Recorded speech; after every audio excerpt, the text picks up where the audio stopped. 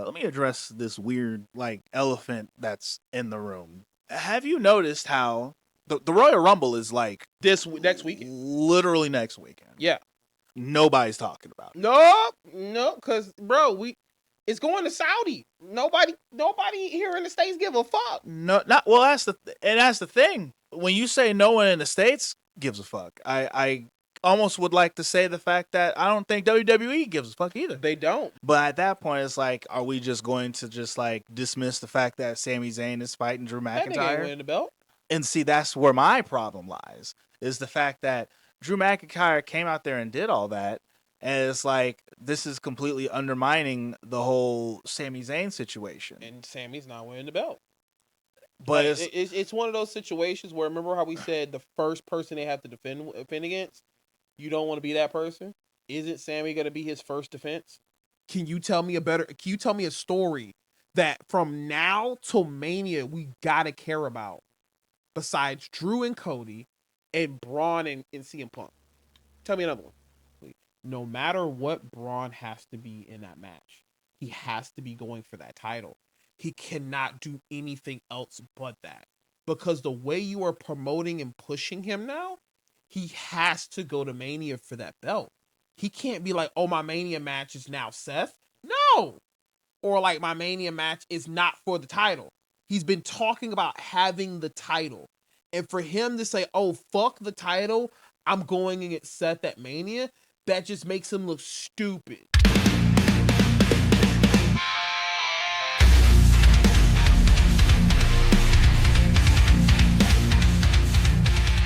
Welcome to another episode of the Big Brothers of Destruction podcast. It's your host who likes to post, the Masaku. And it's your boy, Swag Switcher, in the building.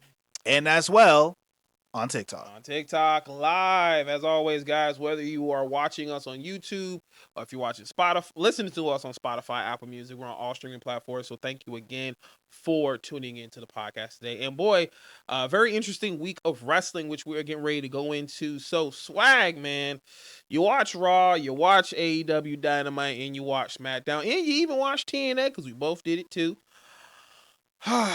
And oh yeah, you watch New Japan. So listen, I watch everything.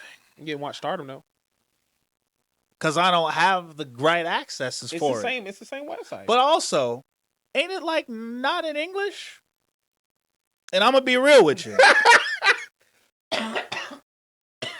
I'm not gonna sit here and watch it without any kind of. So I will until I can get some subbing in. So I got you on that. That's actually one of the things I was going to talk about was, I think I told you in the message. So I subscribed to Stardom World because they said in most of their content is English subtitles for promos. But you got to give it a minute for the English subtitle to come on there. But here's the thing I do also get is I do have a translator device that if the subtitles pop up, I can translate it but it just takes the system to work. So in real time, I technically can get it. It just got to process the shit. So while the subtitles come on screen in Japanese, my system processes it and tells you what they said. Got it. So I will be able to tell you. But also, Saya, I thought it was Saya. Saya made a comeback to Stardom, our girl. And I will just tell you this much. She was supposed to be on paid leave as the Stardom's champion. She gets paid leave after New Japan's Wrestle Kingdom. Mm-hmm. And she said, fuck that. Actually, I'm coming back to work January 24th from kicking ass. Because she was on paid leave to the 7th, where she would defend her title against Starlight Kid, which I'm like, oh, shit, that's going to be a match. Interesting. Saya versus Starlight Kid, I'm watching that. But, I will have to get back to you on the Stardom stuff. I only watched that one episode, and there were some promos I need to be able to. And you watched it on the actual Stardom website, correct? No, I watched the situation I just told you. I watched it on that website. Okay. So I was like, hey, let me see if on Stardom World is this same episode on there, and it wasn't. But it had 2 other episodes that happened because apparently a pay-per-view happened last night. Okay. Yeah, pay-per-view happened last night. So that remember I told you how Saya was coming back January 24th? She came back and she had a match. So It was on there, and it's on Stardom World. It wasn't on the website we watch it on. So I was like, oh, but I can get the subtitles on here. Okay, well, let me, I guess, watch the wrestling, see if there's any story there to see how it works to the match that happened last night. And then that way, if they cut promos on there, I now know why, because of the story from the previous night. Does that make sense? Gotcha. So, but that's Stardom. Let's go into the lovely Monday Night Raw that we had this week. And Lovely? Like, is that what? no, actually, I'm just trying to think back. It was like lovely. Is that what we call it? I'm trying to think back what all the nonsense that happened on Raw. So, since we're going to go ahead and get into it, let me just let me address this weird like elephant that's in the room, which is weird that it's even a weird elephant in the room. Have you noticed how the Royal Rumble is like This next weekend? literally next weekend? Yeah. Nobody's talking about it. No, because bro, it's going to Saudi. Nobody here in the States give a fuck. No, not well. That's the thing. When you say no one in the States gives a fuck, I almost would like to say the fact that I don't think WWE gives a fuck either. They don't, because they was in it for the bag. Notice how Well, a part of the reason why is they can't really talk about too much of the Rumble because the dirt sheets. The thing about what Saudi isn't, and the dirt sheets are really wild for this. They are so trying to find out every little thing behind the scenes about wrestling that they can't hype up anything or hide anything. You know how we always get surprise returns and things of that nature? So because of this, people can find out who are flying to places like Saudi. Mm-hmm. So like a Chris Jericho or whatever, that can't go under the radar because if they fly, people can find out that, hey, they're going over there. So that's why people were speculating at one point, is Jericho going to be in Saudi? But they found out no, because he has a concert with Fozzy the same weekend that it happens. So it's like, okay, he's not going to be there. So let's not expect that or whatever. But see, here's the thing. My retort to it is like, man, imagine if, in lieu of all that, WWE was putting on some killer, like amazing buildup going into the Royal Rumble that was so good that we didn't care. Imagine if we had been talking about the Royal Rumble since New Year's. Imagine if we had some crazy story about someone who's going to be in the Royal Rumble and they've been feuding with person A, B, C, or even D, and there's like a big storyline talking about who's his face and what's her name being in the Royal Rumble and how they know for certain that they're going to win. You know, you say that too because the Royal Rumble is also a piece of the story that builds into WrestleMania. And I mean, shoot, it was the piece that built up to the Mania match with Shawn Michaels and Taker. And that biggest piece of that story happened in the Rumble. That was the most like, oh snap, and they played that so many times. So like, remember when Stone Cold was going into the Royal Rumble and he was having that feud with Vince McMahon? See, and it's funny you say that too, the Attitude Era type shit. I'm gonna get into this a little bit later. We had an Attitude Era WWE 2K game, which was 2013, and we're getting another one, and we're getting another one. So, and people don't realize, man, the Attitude Era is that fucking important. And people keep saying, oh, the Attitude Era is overrated. Okay, if that's the case, why is it the only era we keep going back to with video games? We don't ever touch Ruthless Aggression. We don't ever touch PG. We don't touch none of them fucking shits. You know why? Because, I mean, granted, Ruthless Aggression era was great, but it did not make an impact as much as the Attitude Era. Wrestling was the most popular it ever was during that era. Okay? Federation years, Golden Era, yeah, it was popular. It was known, but it never reached the heights that Attitude Era was. So it's like they keep always going back to that nostalgia to pull you in. And that's what they did with this game. And because they can't really do the bloodline shit no more. So the next one, well, because that's what the last game was. Yeah. So, So how do we pull them in this time? And they even said, which is funny, it took them 13 years to make another game where the original cover will have Punk on it because he was in 2013 one. He was. And then 13 years later, he's the front cover again. Hey. And it's supposed to be about the what ifs of seeing Punk matches. Like if he did not leave for 10 plus years, the what if matches he could have been having, which also incorporates with the Attitude Era, which same thing happened in 2K13. It's just funny. It's just funny. It is what it is. And when it comes to how everything's been going with this Royal Rumble, because like when you look at Raw, right? They only started having people being like, oh hey, by the way, I'm in the Royal Rumble this year, kind of thing. That started on the previous SmackDown. So going into Raw, now everybody's just like, oh hey, by the way, I'm in the Royal Rumble. Oh hey, 4 letters, 1 word, Rumble. You know, doing all these things, trying to like, oh by the way, we're in the Rumble, and I'm just like, okay, all right, whatever. You know, so it's like now they're just like, oh dang, like the Rumble is in 2 weeks now. I guess we should start talking about the Rumble and stuff now, huh?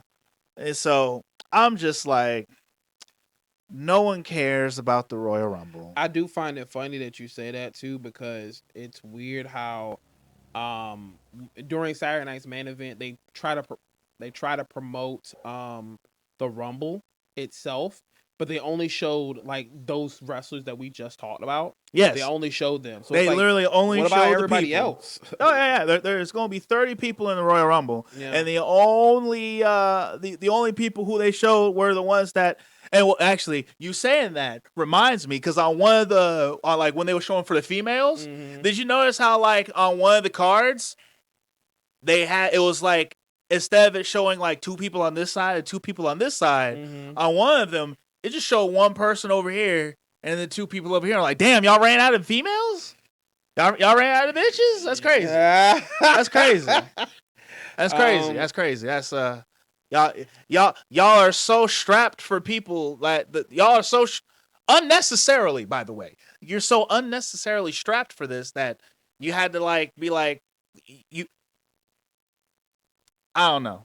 I don't get it. I don't understand it, but it's like, listen, one positive I want to bring up, however, I can't quite confirm it because next Raw is going to be the Raw that kind of sort of like solidifies it. But have you noticed that the last couple of Raws has been they have Pyro now? Oh yeah, you saw how Cody had all that Pyro last night? No. I'm talking about at the start of the show. Oh. At the start of the show, you know, when they're doing like their whole introduction, they show like everyone walking in, you know, so and so is here, and da da da da, and it's Judgment Day as they're walking with their briefcases and everything. That shit is. And then like after that happens, Monday Night Raw. I'm like, whoa, that has happened.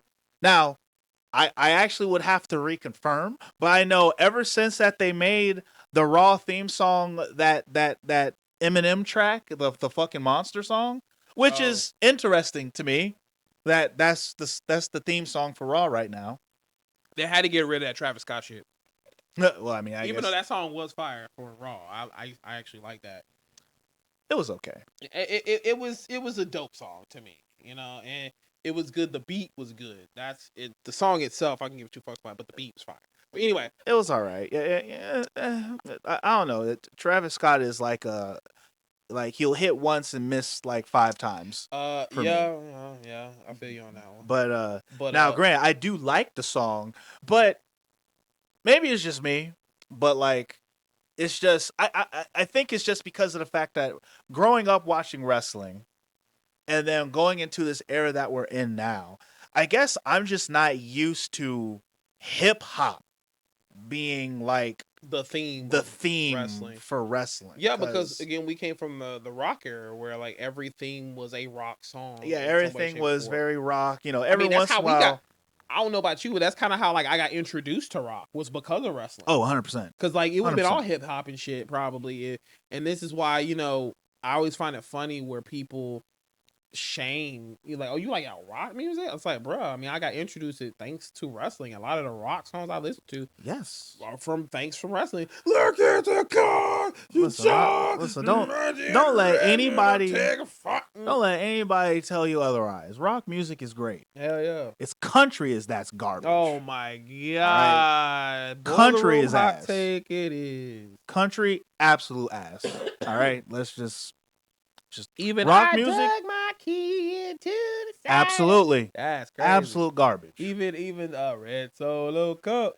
Absolutely. Okay, I'm glad. Full garbage. He got full tilt, my nigga. Full garbage. Like, sure, there may be some onesie twosie. How about Jelly Roll? Because Jelly Roll did country. Country. Is he country though? He does country, yeah. He does country, but is he country? He more country than anything, yeah. And now Post Malone's definitely more country. Who said we like Post Malone? Post Malone made some good songs. I mean, he did have that one track with Ozzy Osbourne, sure. You don't like Rockstar? Is that his song? Yeah, that's his song. The one with 21 Savage. I only listen to it because of 21 Savage. Damn. Listen, I'm just being real. That big boy. No. G-Wagon. You know that shit fire. Like, oh, damn, that's crazy. It's all right, but like it didn't. That's definitely your like kind of like I could see you rapping on that shit like that beat. Hell yeah. Yes, me. Damn, that's crazy. Me rapping on it. Crazy. Not. I didn't ask to see him rap on it. I would have gladly rapped on it. All right, let's get back to Raw because now he didn't spilled off. I'm just saying, but all right, but yeah, to have wrestling be the way it is in this modern era, I feel like it is definitely a difference. But I'm not mad at it. It's one of those things. I'm not mad at it, and it's just a little bit. It's like I'm not mad at it, but I feel. I guess it's that whole like I'm looking for the balance right now. How do you feel about when they used to use Flow Rider on almost every WrestleMania? Well, unlike the other artists that you said, I fucking love Flow Rider. So and the weekend was like almost like 4 WrestleManias. Like, well, unlike those other artists, I love the weekend. Oh, okay. So it's just picking a better artist is what you're telling me. I mean, picking a better artist would be a thing, and listen, I'm mad at Post Malone because he completely fucked up the soundtrack to the previous wrestling game. Made the previous wrestling game soundtrack almost unlistenable. Oh, yeah, he was part of that, right? Yeah. He was directly part of that. And then shortly after that happened, when he fucked up that song, that whole thing, he decided to be all like, you know what? I don't like rap anymore. I'm going to wear a cowboy hat and blah, blah, blah. But his words, Bob Dylan makes him cry, so he likes making music and make people cry. Anyway, to bring it back in though, yeah. when it comes to the lack of build up for the Royal Rumble right now, when it came to Raw, so don't get me wrong, but Raw was, the overall show was okay. It was cool, but it was like it did nothing to hype up the big pay-per-view that's supposed to be happening. It almost felt a little bit like a small filler episode, a little bit this is just, we're just doing Raw because number one, we gotta pander to the audience that we have here because we're in Dublin, so we gotta give them Finn, and then we also just kind of sort of we're just trying to hurry up and get to the Royal Rumble so that we can get our big payday. How did you feel about Finn coming back to his old thing? Hold on now. We're gonna save that for the bit at the end. Okay. The main one before I want to talk about that, I do want to bring up this in a lot of people's opinions, and I kind of agree with them, this failed heel turn with Natalya. Oh yeah, that shit's dumb, bro. The whole situation. Oh my god. I'm gonna throw this. Seeing Maxine Dupree go, oh, what? How could you? Like, bro, y'all only like been together for like a day almost. Like, it hasn't been long enough for you to give the reaction of like shocked and like, I can't believe you. Like, bro. Now, granted, it does only for the curiosity of it, and God, I hope they do. Cause think about this right now. Cause we're almost in some like stupid Samoa Joe territory here, okay? No, I'm listening. I'm gonna let you cook. I was just curious. Natalya trained Maxine Dupree. We got the vignettes of them in the dungeon. She's putting her in the ankle lock again, doing all this stuff. Maxine Dupree, it's black and white. They're sweating. They're beating the shit out of each other again. And then at the end, it's like, now you're ready. Go get them. Then the Maxine wins the title and does all these things. She has her fucking stupid moment where she looked at the referee. Is she tapping? Is she tapping? 1, 2, 3. So we go through all of that. Take me back. So then now, Natty being on TV for the first time in God knows how long years. And by the way, she went as Natalya. That wasn't Natty. You're right. I'm gonna tell you why. Once you get there, I'm gonna tell you why. But no, I get why.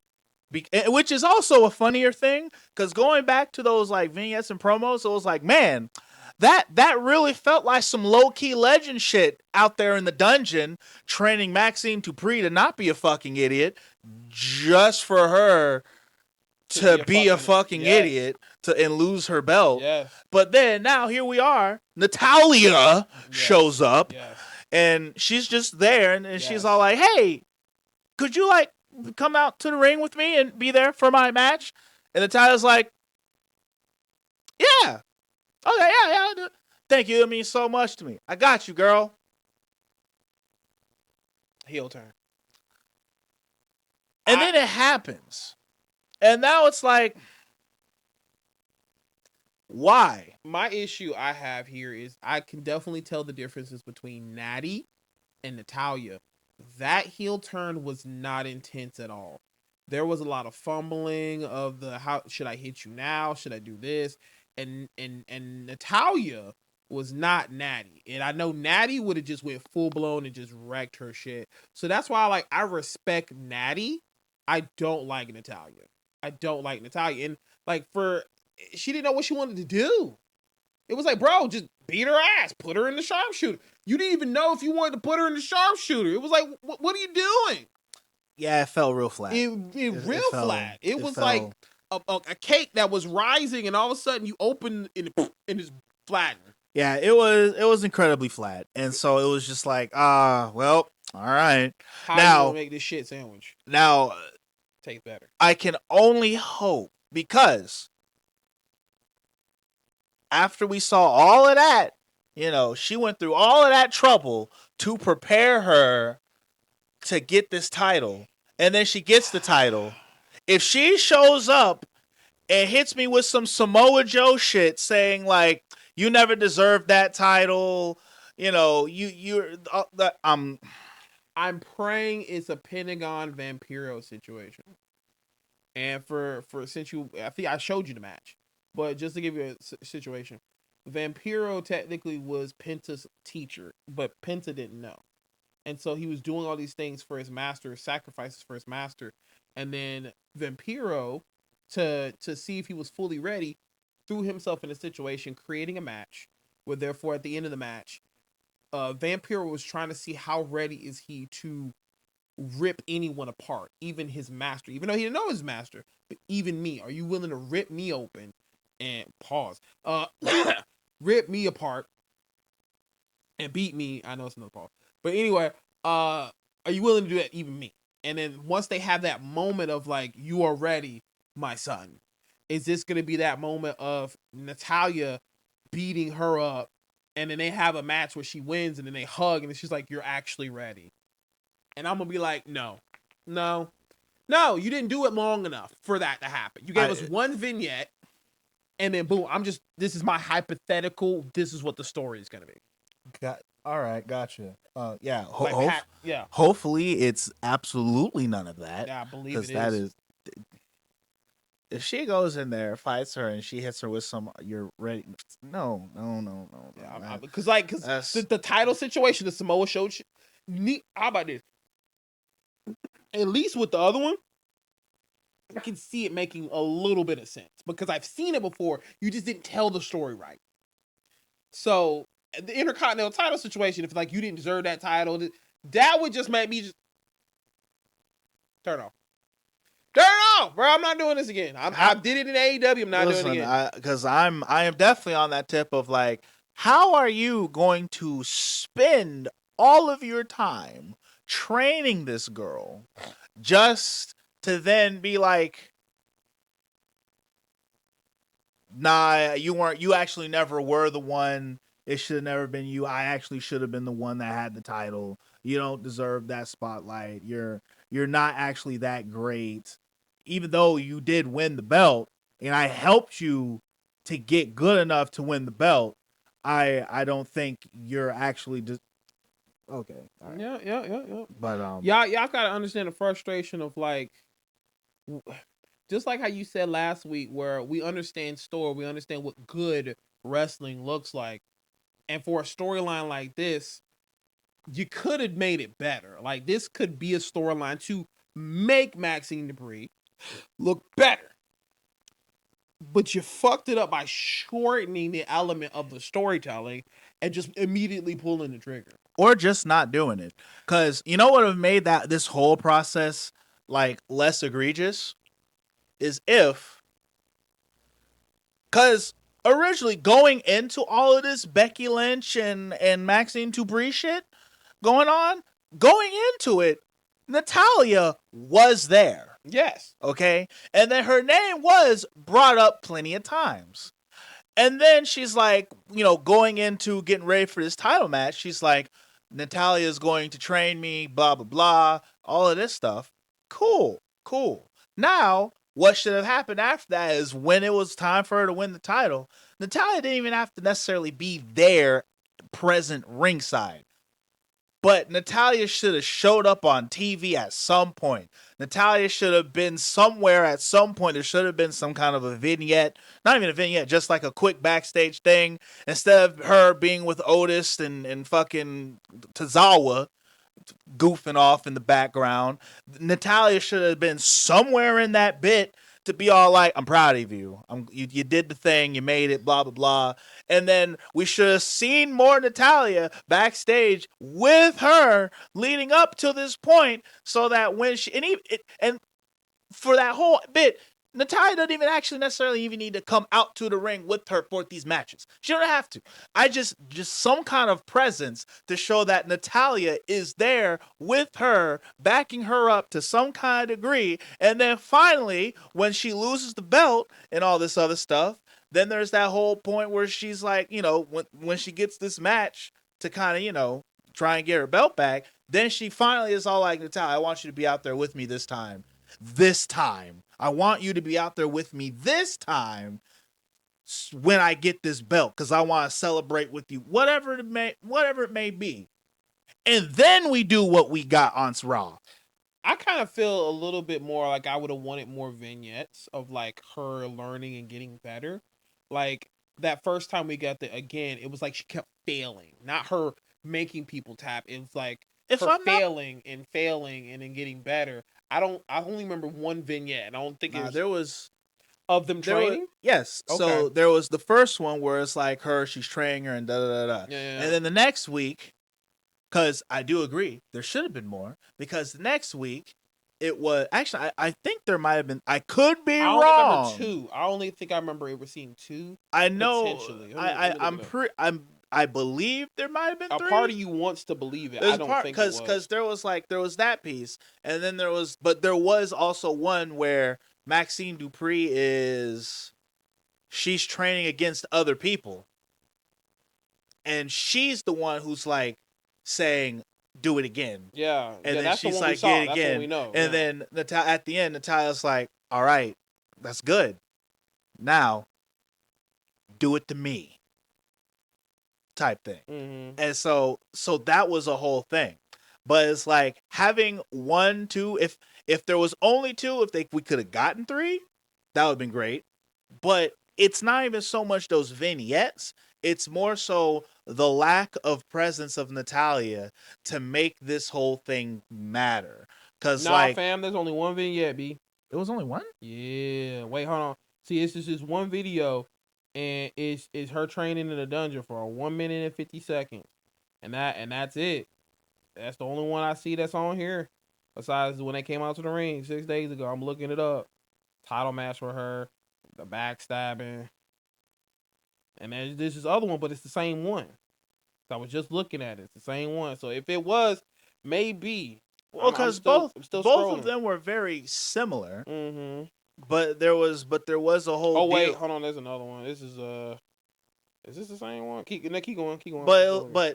But regardless of whether if it was 1 or 2, or hopefully if it, I don't think it was, but if it was 3, those parts aren't what's the problem. The problem is the fact that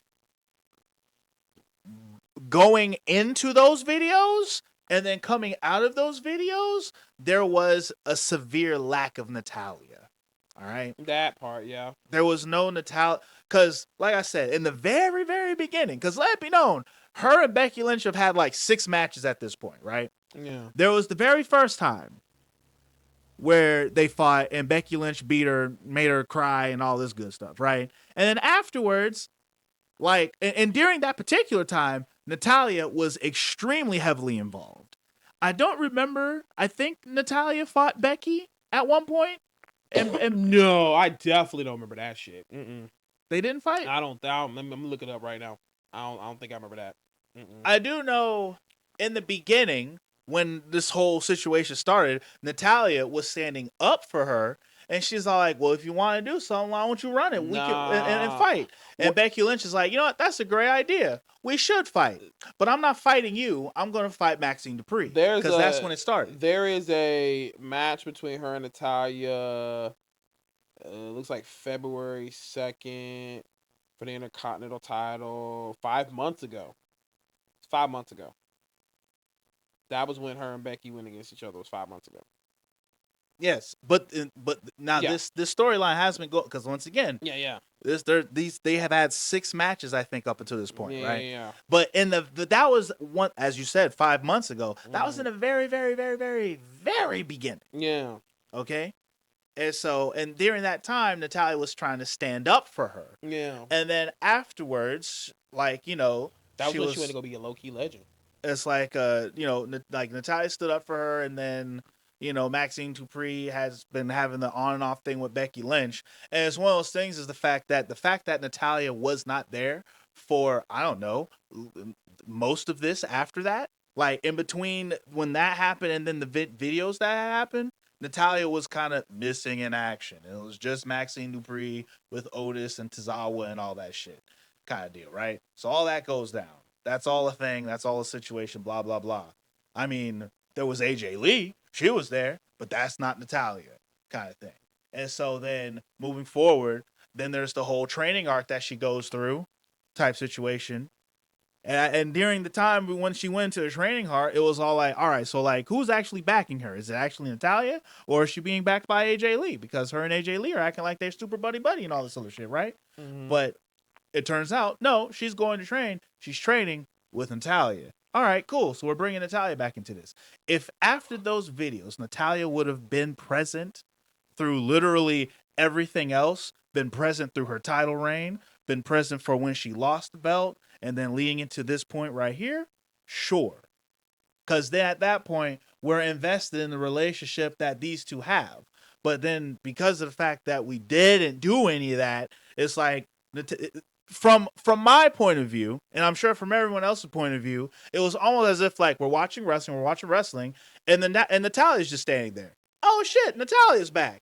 Literally. And then she walks up, it's like, hey, you want to come and stand outside the ring with me? Natalya, blink, blink.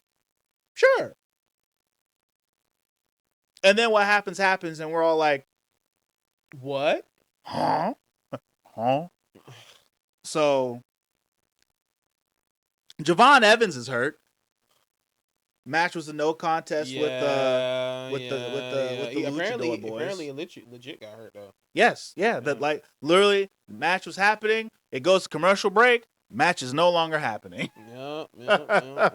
Which that's another thing that is mainly because they say that the talent are not getting the chance to go to house shows and flesh out that stuff. But I'm like, isn't that what NXT is for?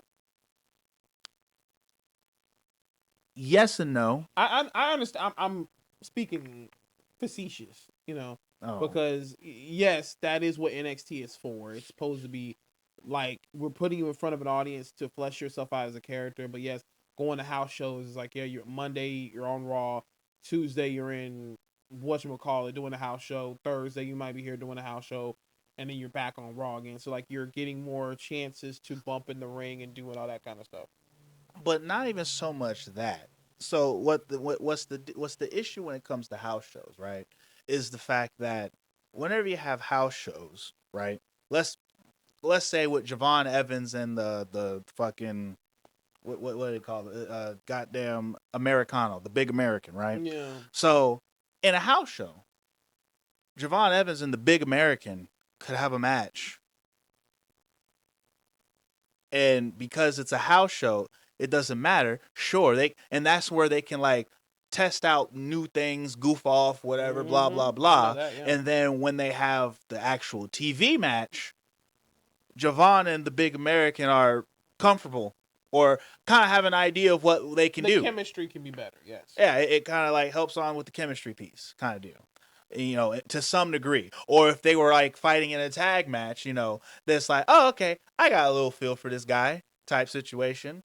Cool.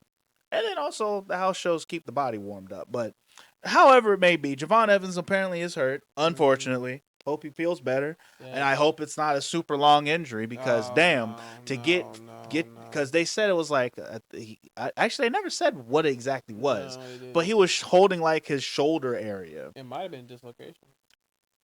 And hopefully that's not, because we saw how long Liv Morgan was gone from that. But Liv Morgan also did some movie shit too. She did. But and then because what was it? Came back and he had a dislocated shoulder. Was it dislocated? Yeah, it was dislocated. Okay. That's why he didn't make it to the John Cena tournament. The rest of that tournament, because he dislocated his shoulder for doing Hurricane Rana. Oh yeah, I know that was what he. Yeah, and he came back. But also Dominic has also fucked the shoulder up. Yeah, what you talking about in that one? Well, that happened. I thought you were talking about in that next match. But no, yeah, I know what you're talking about. No, I know what you're talking about. The AAA. Listen, match. Everyone's shoulders are getting busted right now. Well, I mean, Stevie Richards is saying the way that these guys are wrestling, their careers will be very short. Yeah, you got a point there, Stevie. You do have a point. But, man, they fucking adults. Let them do what they want to do with their body. I mean, I'm just saying, if you consent to, I mean, everybody knows this is a negotiation between two people to say, hey, these are what our characters do, and this is what we're going to do. Hey, I kind of want to do a Avalanche Canadian Destroyer. You cool with that? You sure about your neck? Yeah, man, I don't give a fuck, bro. Let's do it. We can do it safe. You know what I'm saying? Let's try to do it safe. Bro, we're not talking about AEW just yet. I'm just saying. Calm down. You're getting ahead of yourself. But I'm just saying, like, that dumb shit that happened. You know what I'm saying? That happened to Keith Ledger. And he even said it himself in that interview. He was like, yeah, that was a bad idea. But anyway, so that was just one segment alone, and then going into the Javon Evans thing. So let's talk about the rest of Raw. Well, the only other bits that are really to talk about is the fact of, number one, which honestly was the best part about Raw, with the Gunther and AJ Styles match. It really was good. It was really good. It was a good, you know how Raw used to have really good matches back in the day? Like, it was like, damn, that was barn burner. And that's what that felt like. It was a banger of a match that, damn, you wish you had DVR recorded so you didn't miss it. Mm-hmm. That's what that match was. And so with going on now, when we have AJ Styles now, which I'm like a little wishy-washy on it, because I like the fact that they're finally doing some kind of like something with Gunther, Now, I don't like the fact that we're really going on this The career killer, yeah, shit's this dumb. career killer It's line dumb. and Because so you are only hurting him as a character. Gunther is now possibly going to be retiring AJ Styles because AJ Styles has agreed to that fight and all this other stuff. And so it's like, I guess it's but that what was that, Matt? But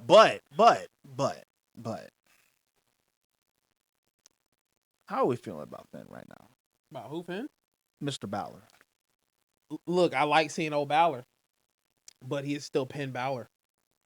Nothing will change that. You being in Finland, you being in your fucking home country, could not even change you being Penn Bálor. At this point, man, just go back to New Japan. Yeah, just go back to New Japan. If you want to be something, you definitely ain't gonna be here in WWE. Not even Triple H, the guy who made you go over at NXT.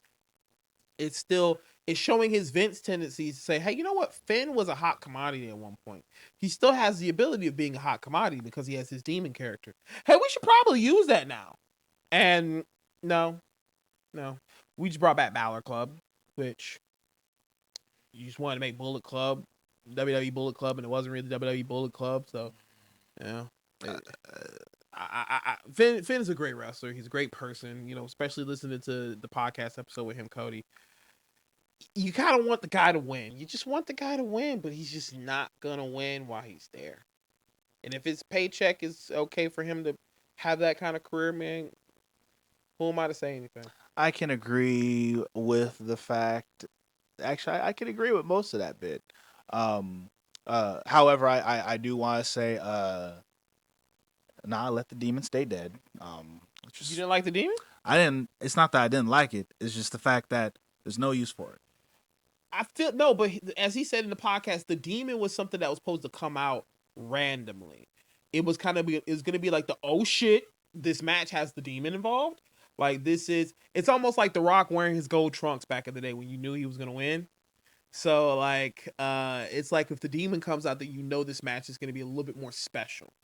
And so for them to be like, no, we actually need to use it as this character of why does it come out? And it's like, no, if you just kept it as he did in NXT where it was just random, what made it cool. But see, that's the thing. It wasn't even random in NXT. It was a little bit random though. No, in NXT, the demon came out at the big match. Yeah, that's what I'm saying. But that's not random. That's the big match. Okay, but even with that though, remember they did all the spectacles of why the demon is who he is. And just it was just the entity of this is big match John now coming out to the ring. This demon Bálor was big match John. He has to put his big boy boots on and go fight the big fight. Which, yes, that is true, but that's also part of the reason why the demon didn't work. The reasons why the demon didn't work is the same reasons why the Fiend was not working as good as it could have been. Because why would I expect anything out of regular Finn Bálor? Just like why would I expect anything out of happy-go-lucky Bray Wyatt? Okay, I'm going to do you something better. Remember how Undertaker was American Badass and suddenly he gets buried alive and it comes back as Taker? What makes him so different now as the dead man? Because he was American Badass before, and yes, he kicked ass, but all of a sudden, gong, and the whole fucking arena erupts. So with that one is because of the fact that to get to the phenom that is Undertaker and the kind of presence that he brings, him getting buried alive, him being killed is why that happened. Now, when it happened, notice how when Undertaker died and became the dead man again, he stayed dead. Yeah. Okay. Now, when Undertaker made that switch from, when he currently is where he's badass, but he's Taker. Yes, it is like, and only because I've recently was watching these things.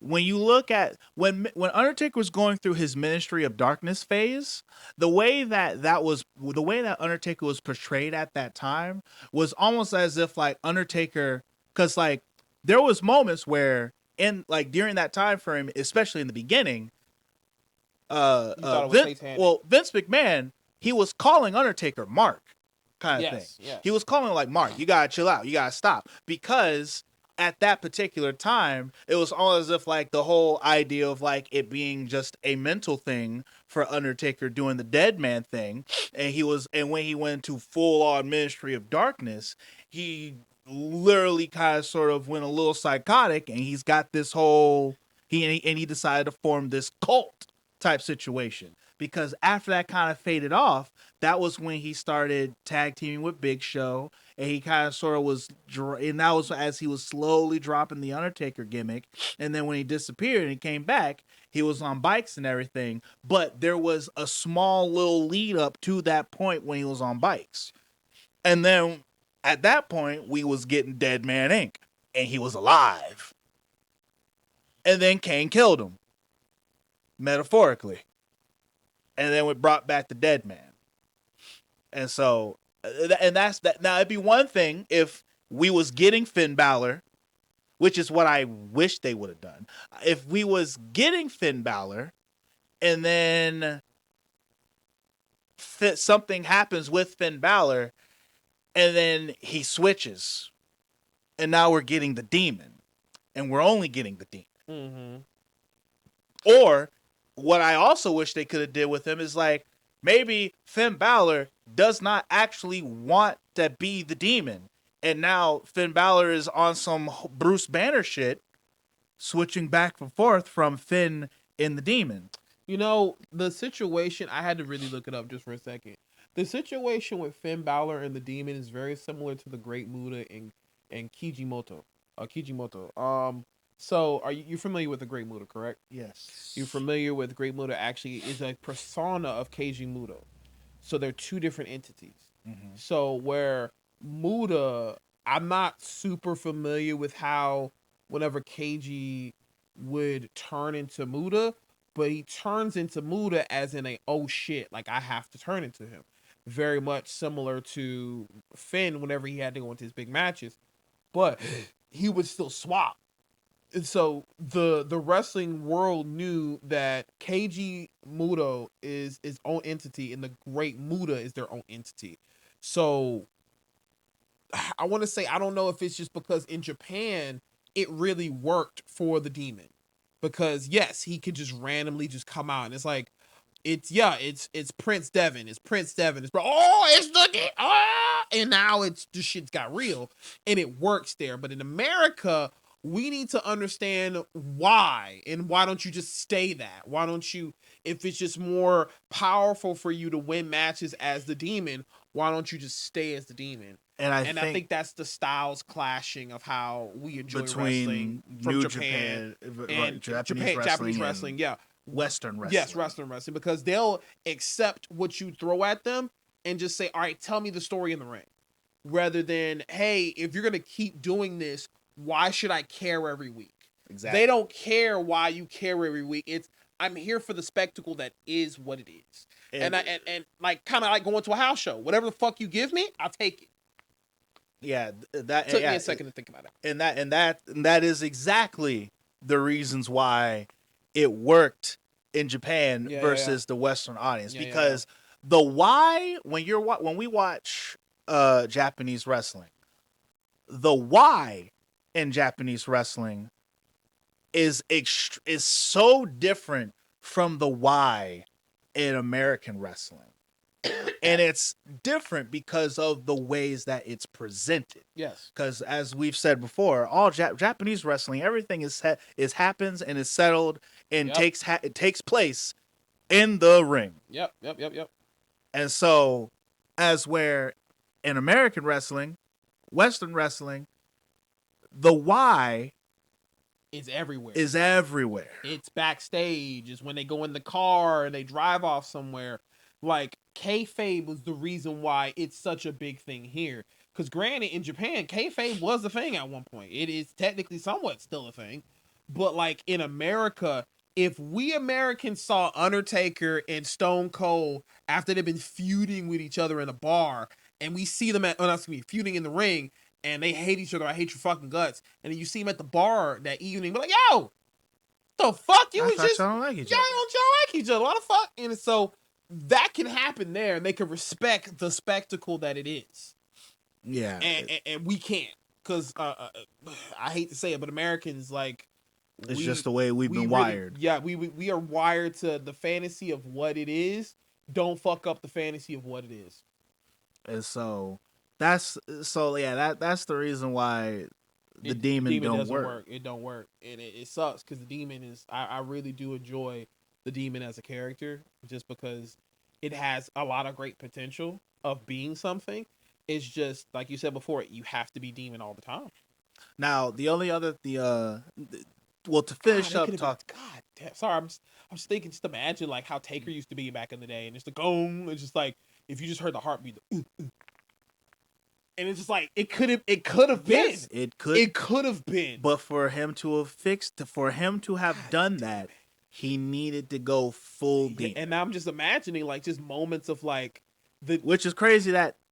Maybe it's because he didn't want to, or no, it was. Well, really, I also know it was creative. He said it. Creative had to explain, well, why does the demon is this and that, and he only just enjoyed doing the character randomly.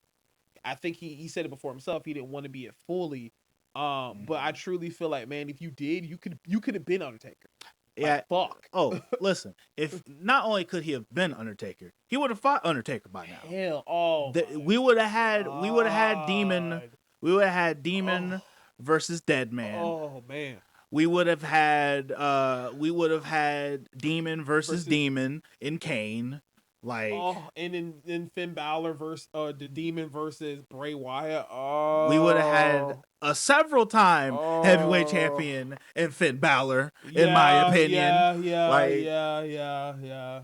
But instead, we get him losing to CM Punk tonight. We get Finn Bálor, and this is definitely one of those. I'm definitely making a video on this. This is definitely one of those what ifs. If you just went full Demon, where your career probably would have been. Anyway. If now, before I let go of Raw here, because I want to quickly touch on SmackDown, is the fact that what I do the other thing that made me very appreciative of Raw is this whole thing with Braun Breaker right now. Oh yeah. Who do you think?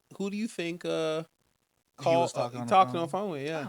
Bro, I don't know. People say it's Chris Jericho. But why? Why would it be because they're saying Chris Jericho will be the new leader of the division? I'm like, that's stupid. Again, IWC, it just wants to just throw shit, and then that somebody throws a dart and says Chris Jericho. Talk about a discus lariat right there. That's this Chris Jericho. But a part of me, some people are saying it's Scott Steiner.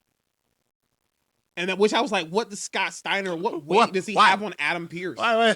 But I kind of, they want to do a similar thing where Scott Steiner's coming out there, even though it's technically his brother's son. Yes, it is. So it's just like, he's what? The uncle. He is Uncle Scott. Yeah, so like, what the fuck would Scott Steiner do, bro? But some people are saying it's Scott Steiner. Some people saying it's Vince. And I'm like, I mean, no. I'd possibly say Shane or something if I going down that route. Because Shane has no part of WWE. Now, that's why there was photos of him and Tony Khan sitting down together because they thought he was going to go to AEW. Which I really wish that would have happened. I would have been so in for it. AEW would have been better for it. We would probably got a AEW Underground. Which AEW Underground would have probably slapped. I ain't gonna lie. AEW Underground probably would have slapped, especially with Jon Moxley there. That would have slapped. The Death Riders would have killed in AEW Underground. Killed. Hold up. Let's not bring up. Oh no, I'm still here. But I'm just saying, you can't tell me, bro. Because we'll talk about. I'm just saying, hypothetically, absolutely, the Death Riders would have made sense in Raw. Death Riders, as what they are, would have made sense in the underground. However, the underground would not have made sense. In AEW? Period. See how WWE got rid of that shit real quick? Because their characters they build are to be superstars. Who else is fighting in the underground on AEW, bro? I mean, I'm just saying, you got Speedball Mike Bailey. You could do Fletcher. Again? You could do Bandit. What's that dude? Keith.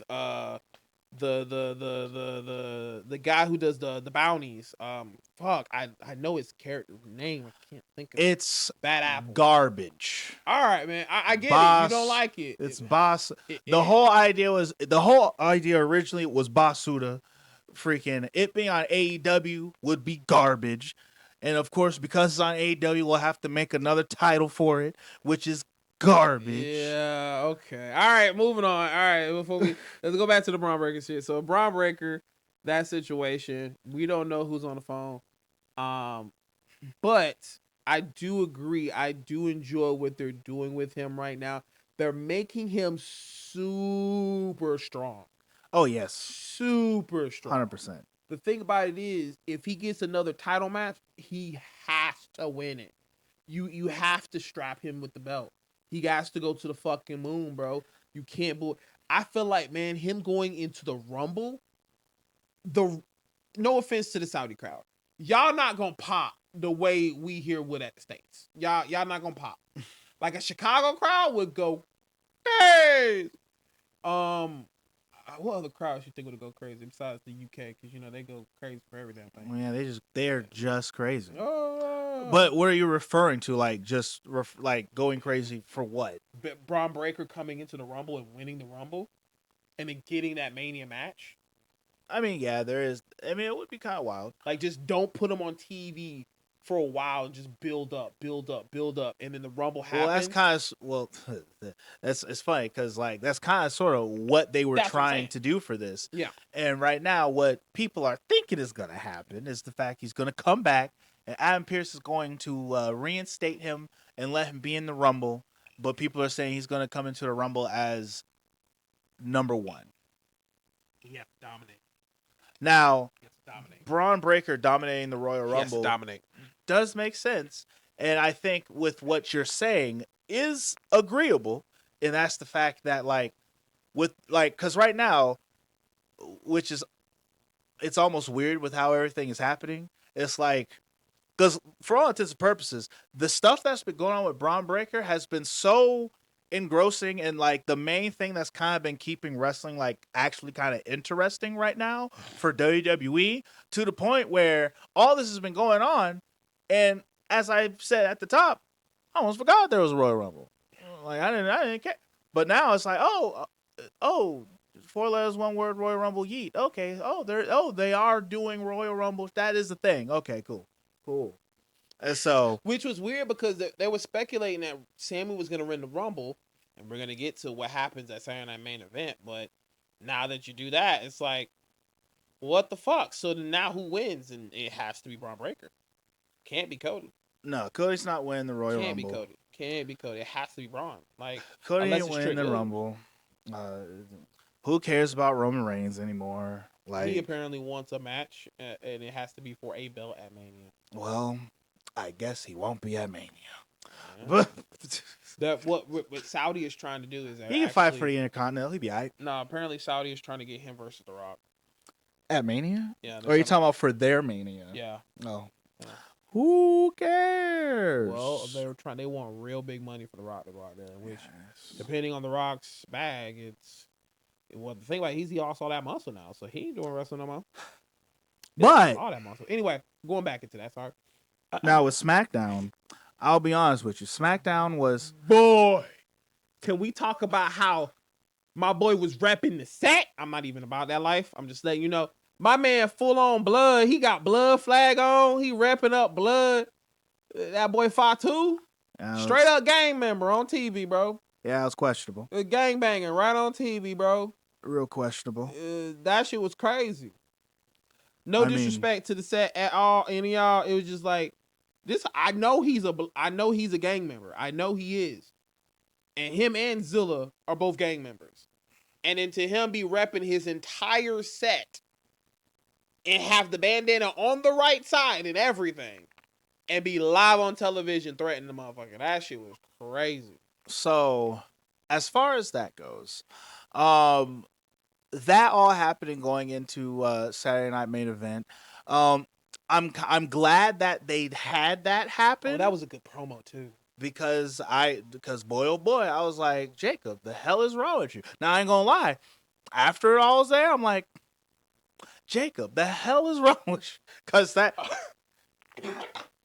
it's almost like I like the promo and I like the back and forth that they had, but it's almost like watching somebody trying to make someone realize how incorrect they are. Yeah. And the other person being all like, nah, bro, I was right this whole time. And it's because like Cody was giving some facts. I'm like, I mean, yeah. And he's out here. I'm like, yeah, but I'm right. And I'm just like, all right, Jacob. Yeah, all right, like Jacob was like, I mean, yeah, he was getting ready to win the match. I just stopped him. And he was right about that. Drew was getting ready to go out that ring. Out that cage. But then Jacob literally turns around and starts beating the hell out of Cody. Didn't do anything yet. Cody came up to him. Oh, that's what it was. And Cody came up to him, was like, hey, what are you doing? And Fox was like, get the fuck off me. So, it was Cody's goddamn fault. Cody was not, I was about to say something wild. Cody was not minding his damn business, is what that was. Cody was being a baby face and saying, no, you should not touch him. And, like, bro, he getting his ass beat. Actually, you should be like, and see, and here's where that conflict of like, because the reasons why I enjoyed this back and forth that they had, because you said Cody didn't mind his damn business when this was his fucking match for his title. Everything happening in this match is his business because his belt was on the. He could have walked out of the ring, bro. He saw that man getting his ass beat, and motherfucker, it wasn't like he was about to get disqualified. Now, he would have got disqualified. Then I'd have been pissed. You know, I'd have been mad. Then I would have beat his ass too. But like, he literally stopped the man from leaving the ring and said, "Oh, where y'all fighting? I can walk out this motherfucker right now. No, I gotta involve myself. No, stop this. I have to win this fair and square." I don't think it was a whole bit about him wanting to win it fair and square. It's more so was just the fact that Cody Rhodes is literally looking at this like, nigga, what the fuck you doing? Get back, man. Kick my teeth in. What you expect? But that's not what he said. He said, nigga, sit your ass down and move out the fucking way. And of course, anybody is going to take, you would take that personally. Like, whoa. First off, you came into my match where I'm trying to handle my business. Here's the difference between me and a Cody. I would be a tweener or a heel. And as a tweener in this situation, you can handle your business, huh? Ding, ding, ding, ding, ding. But again, difference between babyface and a tweener. You say you'd be a tweener. I'm definitely a heel or a tweener. I'm definitely in the between. If I'm an active competitor and I got to choose what I want it to be, because anyway, I can tell you, it's more fun to be a heel. It's harder to be a babyface. As we all know, babyfaces get the ass kicked the most, and you got to make the audience love you. As a heel, it's easy to get heel heat, and I get kicked most ass. There you go. Now, when it comes to everything else with SmackDown, yes, aside from that particular bit, and I'm not, because like SmackDown did, it's 3 hours, and I mean, it's 3 hours of really great matches for all intents and purposes. Yes. But as far as story goes, it's still kind of lacking. I did enjoy SmackDown. Don't get me wrong. SmackDown was great, but it was great because there was just great things to watch happen. Like Kit Wilson. Sure. Yes. But better than Kit Wilson. Because you were saying his name earlier. Oh, Trick And Willie? the main thing that I wanted to point out about was with SmackDown was Trick Williams. That man got aura. Correct. He has. Let me put it this way. For me, when I was watching SmackDown, and then they had that beginning bit with Trick Williams and Sami Zayn and Damian Priest, right? In my eyes, I'm looking at Trick Williams, and I'm like, man, your star shines so bright standing next to these guys. Yes. It's like you're already one of them. Like, unfortunately, of the three in the ring, it's like Damian Priest's star is the weakest. Yeah, it's a black star. It's literally drained. He or is as in Mario Party, it's a czar. a czar. You never played the most recent Mario Party where they got this one map where you have to go against either Bowser or the Toad, and if you get to Bowser, you have to pay 20 coins to get a star no matter what.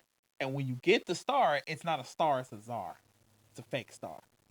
No, I have not. So they call it a czar. I haven't. That's it's a really shitty map. You only get one direction, and basically if the tower is not flipped to Toad, then you can't get the star. But if it's flipped to Bowser, no matter what, you have to give what Bowser gives you. Damn. And it's that's rough. Yeah. Got it. But yeah, no, like when it comes down to Trick Williams right now, like Trick Williams is a hot commodity. He is way too high for what he is working with. Yes. Okay. Like Damian Priest is great, but get him out of here. All right. He should have took the pin. Just scoot him on away. Who took the pin? It was Randy Orton took the pin? No. Actually, Damian did take the pin. Sorry. Never mind. That's what I was saying. Like, no, Damian took the pin. Damian took the pin. Yeah. So it's Randy tried to get in there to stop it. Yeah, I remember now. Yeah, it was like one of those deals where I'm just like, yeah, he tried to, but didn't get it. But it was just, to me, I'm like, Trick Williams is so ready for that star. But what I feel the problem is with Trick is the fact that he is too hot. He is too hot right now. He's scorching. He is too hot right now for them to not pull the trigger on him right now.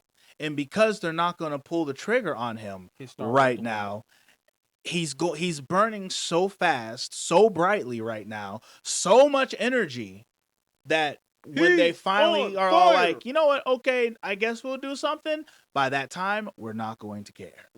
It's kind of like what happened with him, our United States champion. When he first came over, he was burning hot too.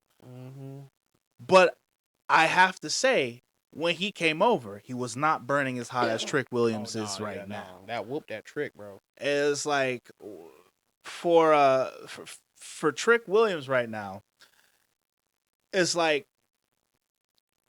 to me, there's not really anybody on the roster right now who, that aside from the people in the division, I would say, there's really no one else on the roster right now that you can put up with Trick Williams in terms of like star power and how everything looks, and have two mega stars in the ring. Yeah. And it's like right now, they're, especially with how it is right now, because the only other people who could do that are on Raw over here. Cody, Or Cody. Cody could do it, but Cody doesn't have anything that Trick Williams wants right now for it to make sense. Yeah. And then because Trick is a bad guy right now, it wouldn't make sense with Drew McIntyre. Yep. Nope.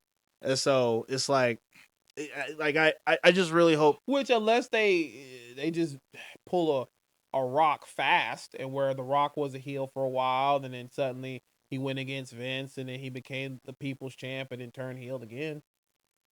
I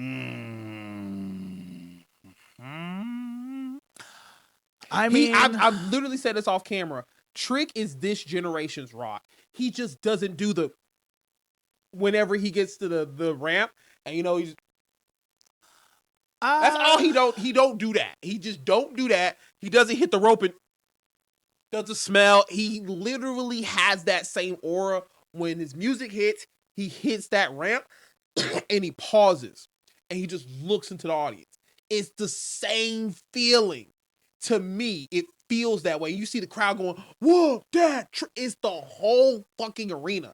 It's not one or two people. It's the whole goddamn arena. The Rock didn't have a thing in his music where the audience did that, but Trick does. And the fact of the matter is, Trick is a heel, and everybody in the arena does that better than the Yeet.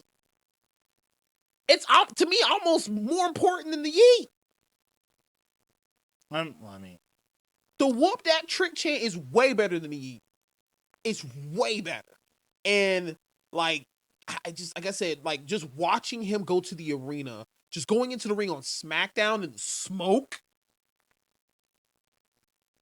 Bro, like, the aura is ridiculous. You can do anything with this man right now. Anything. And the fans will be on it. Don't fuck it up, though. But his star he's a supernova of a star. He is a supernova of a star in a galaxy that are filled with other Dying stars. And Well, I won't even say dying stars. the only reason why I say dying stars is because the gas, the gas is dying and it's not as bright as other stars. That's a dying star. I mean, yeah, I know that part. Okay. But like, I didn't know if you meant like if I was just talking down about people. No. Like, I know, I get that piece, but it's like I don't know if I would say he's like a dying star. No. It's more or he's like like around dying stars, like around dying stars. He's more so someone. It's like him being like the brightest star in the sky, but he doesn't have a strong enough gravitational pull right now to have a bunch of planets surrounding him type situation or something. Like, it's one of those deals where it's like there are older stars that are present that just have a better gravitational pull, where though he is super bright right now, like, these other stars are more important that are in the cluster of stars that he's around. Like, he, like, almost actually to fully put on that is the fact, like, he is that really bright star, but he has no planets that are going around it. Therefore, because there are no planets over there, cool, it's just a bright star. All right, next. And I don't want that for him. No. He does not deserve that. We need to put our focus on this star. Do you think he should go immediately for the biggest title? Or do you think he needs something like the Intercontinental title? 100%. He needs to go for the big one. Okay. For me, when it comes to someone like this, especially where he came from and where he's going, when you look at what he just got done doing, he was the TNA champion. Before he was the TNA champion, he was the NXT champion. All right. Okay. He's held a belt for another company for NXT. He just dropped those, and the last thing that he was doing was fight for those belts over there, and now he has come on to over this side. He would actually be the first wrestler to do that, by the way. What? TNA, NXT, and WWE title. Yeah, that's about right. Yeah. Because he'll be making history. Yeah, you're right. Because the only other peoples that came from TNA, they either didn't go to NXT or they never got the WWE title. Yeah. And so interesting. Yeah, very interesting. But here's the thing with a situation like that, because whereas he is a supernova, so is Overfemi. And so whenever he finally goes over there, how do we have these two supernova stars in a situation? But Uber has to go to Raw. Exactly. But the thing about it is we have a Braun Breaker on Raw. And you already have somebody you're trying to make red out over there, which they should have pulled the trigger on Braun earlier. Because if you're going to push Uber at some point, if you're going to push him at some point, now we got a Braun Breaker we want to see get pushed. You're going to push Oba to the back of the line and do that same situation. So WWE has this tendency of not pulling the trigger on when a person's red hot. And okay, yeah, they had that moment in the sun, but at least we got to see it and see the potential of what they become. Okay, you bring in somebody else in new, cool. Now that he's had this moment, if he holds the belt and then now we have a title match between the two, it's more believable compared to, oh, Braun just keeps losing and losing and losing after every big match. And then, oh, but Family gets the belt and you're like, oh, you want to put a match between each other? They're both red hot. And you're going to make Braun win? That will piss everyone off. So I don't know, but I will agree when it comes to Trick. You either do it now or you don't do it at all. Yeah, and talk about Saturday Night Main Event. But that's all you want to talk about was SmackDown, you know? So here's the thing: when it comes to the only things, because I want to talk about I want to give Saturday Night Main Event its props and its spotlight, because for all intents and purposes, I'm gonna be real with you, AEW they're not doing the thing. Like I feel as if that I almost feel like I need to do like just my own random, just standalone video just to get my shit out about AEW. I would actually second, because AEW is just doing so much weird shit where it's like when you have that moment where you think like, all right, so maybe they're gonna that's what they're doing. And it gets to a point where you have to just kind of be like, you know what? Maybe I should just let it go and just fucking accept it. No matter how stupid it sounds. No matter how stupid it looks. Now, I will at least say for TNA, because after their kind of crap show that I thought was a good try, but after the pay-per-view, it was like, all right, that was not great. But now, their second live show on this new channel, it's like, I feel as if that is night and day. This should have been their first episode. Ash by Elegance coming back, bro. I was like, oh, snap, is she cleared? This should have been their first episode. Because they did, number one, they displayed a little bit more of their talent. They got a lot more people on the TV. Number two, they kind of created, started, and pushed forward some story. Number three, they did something that makes you now want to and have to tune in to see what's going to happen next week. Are you talking about Trey? Not just Trey. The Feast of Fire? The Feast of Fire. Oh, I feel like in this, well, I don't know if I told you this. I feel like this is going to be the most bullshit thing, because you got to remember, everybody that got a briefcase, one will be firing you. What if Trey gets the one that says you're fired? That would be cinema. That would be cinema. Especially with how he showed up. And then they took a brief moment to be all like, we just want to say that we are so glad to have Trey re-sign with us here on TNA, on A&E. I'm like, okay, all right. Rub that salt in the wound, buddy. Fuck AEW for trying to take what was yours. And then, yeah, no. I like that page shit. That page shit, I'm fucking with. I'm fucking with that. So he opens that briefcase. Damn. Oh, you fired. I'd be for it. I would be absolutely for it, just because of all the BS that happened with the whole, the things that he said up 10 years ago, and that he apologized for coming back to light and costing him his bag, and then him being like, oh, I'm going to step away from wrestling. I got to do mental health stuff. Just for him, like, a couple of days later, psych, I'm here because fuck them. It's fantastic. I feel like that would be a better way of explaining why he's taking a break from wrestling, because he's fired. Even though technically him being fired from AEW would have been perfectly fine. You know what? This don't make no fucking sense if he does do it. Because, like, everybody else that got in the briefcase, yeah, their talent you should definitely keep around. Like Shane and the other people. So I was like, yeah, the only one that makes sense if him getting fired is Trey. Really don't make sense for the other people. That'd be kind of fucked up. Because they're actually talent, a part of stories, to my knowledge. Kind of. Yeah, maybe. So, I mean, what if they say it's not really fired. You're like suspended or some shit. I don't know. Anyway, No. They gotta hold true to their word now. we'll see, nigga. They gotta. But of course, what's him getting fired and coming back with a lucha mask on or some crazy shit, or just so he can get the naysayers off of him. But or he comes back and you gotta come back joins. and suicide. He comes Come back alive. and comes back and he gets he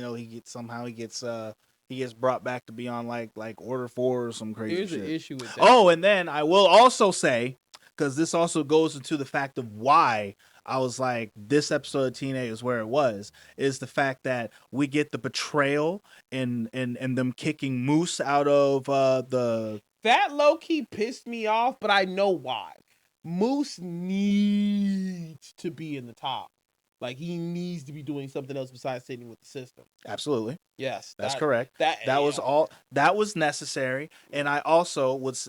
Now, Grant, when they said, like, when JD's, he picked this other dude, he came out there, I'm like, who is this fucking greasy-ass motherfucker coming out to the ring? And then everything, I'm like, that's why this greasy-ass motherfucker's coming out to the ring. For the betrayal spot. And the way that ended, I'm like, bet. Yes. Now I feel like I need to watch some fucking TNA. And that's what they needed.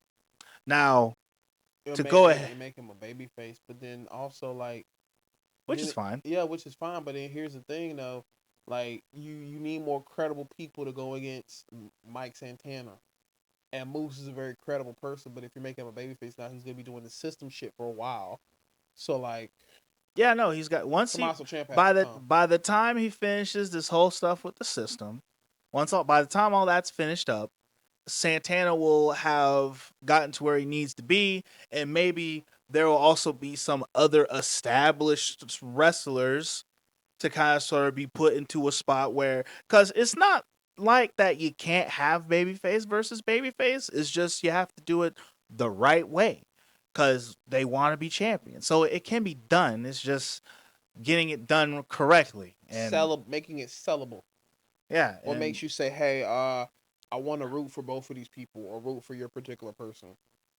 But yeah, like that's really the only big thing that I wanted to really touch up with TNA on that particular, because like those particular things were like, all right, that's not number two promotion in the world, but these are the right baby steps. You got till June. But Saturday night's main event. And to be honest, there's not really a lot to talk about with Saturday night's main event. There isn't. Now, I will say the matches did. Yeah, you really want to harp on that whole thing, Just the bell did not ring. This guy, I feel it. This feels like you're wanting to be petty just for the pettiness. Nah, I just like fucking. I just like fucking around. Just because it's like it's funny. Because I remember watching it this morning because I didn't watch it when it happened live. I watched it this morning, and I'm like, okay, technically they were both in the ring at points, and bells have rang before as both people were in the ring kicking each other's ass. It's happened.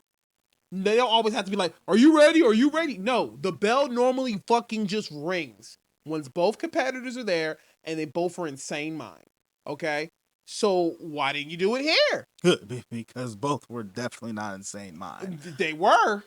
But then also you added security. One maybe, the other one extremely debatable. Oh, facts. But like, then if that's the case, no match. That nigga can't do no match. But this situation, it was made for that, and because they could have totally had a regular match. Then all of a sudden security comes out there and it makes it messed up. Did you see how almost Jacob Fatu fuck up his whole situation and then miss Cody, and then Cody had to fix it on the fly? Yeah, I saw that. That shit was hilarious, but it was like, damn, all right, because it was like bounce. Oh, I'm like, all right, you didn't need to do all them bounces. Okay, Christopher Daniels appreciates the fact that your finisher is his finisher, which is also Tiffany's finisher, which I don't know how we have two people with the same finisher in the company. Guy and girl, it's fine. They're not gonna face each other. Yeah, but two, it just Anyway, but it's a thing, and It was a good situation of a match. Technically, I did like the backstage situation. Concession stand and all that kind of stuff, leading up to Drew coming out there and powerbombing, jackknife powerbombing, by the way, because he, as we all know, jackknife, throw that bitch. You do not come down with him, you throw that bitch. So that whole situation was fun. I had a good time with it. It does elevate the story, which that was a cool thing too. So I just kind of feel like, unless the Rumble is all three of them in a match, which I doubt, because technically, the winner of this match goes against Drew at not Mania, the Rumble. No. That's not how that goes. The person that won the match, the last match of that night. Oh, I thought you were talking about with. Okay, yeah. Drew, yeah. That correct. Yeah. But I do feel like this elevated the story. We just don't need to see Cody. Do you feel like Cody needs to come back next week, or do you feel like he needs a week off? No, he has. He has to come. Well, Rumble, yeah, he has to be at Rumble. But what I'm saying is, like, that really kind of fucks that situation up. Are you trying to say for him to show up and to sell the situation? I really feel like doing this, he can't be on SmackDown. He has to sell what the fuck just happened to him. And he's gonna be there on SmackDown as if nothing fucking happened. I mean, so see, that's how you know you've been watching some shitty wrestling when you forget shit that happened in the past. You can get your ass beat, and you can still show up and sell and be bandaged up, but he's not gonna do that.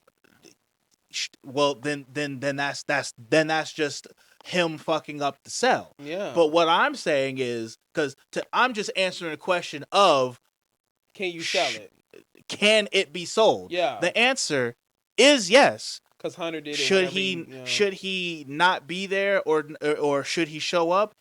The answer is yes. He should show up. Yes, he should sell it. Put a neck brace on, wrap your arm up, or just come out there shirtless, pissed off, but you got bandages around your waist. Yes, sell the fuck out of it. But also, yes, please show up. Actually, I felt like it would be really dope of a sell is if he does come with a neck brace and doctor keeps saying your neck, and then the Rumble happens and you get his number called or whatever. He goes out to the ring. He's still wearing a brace and he says, "Fuck this shit," and just throws it off and then runs to the ring. I feel like that'd be a cool sell. I mean, yeah, that would be great. Would be a cool sell.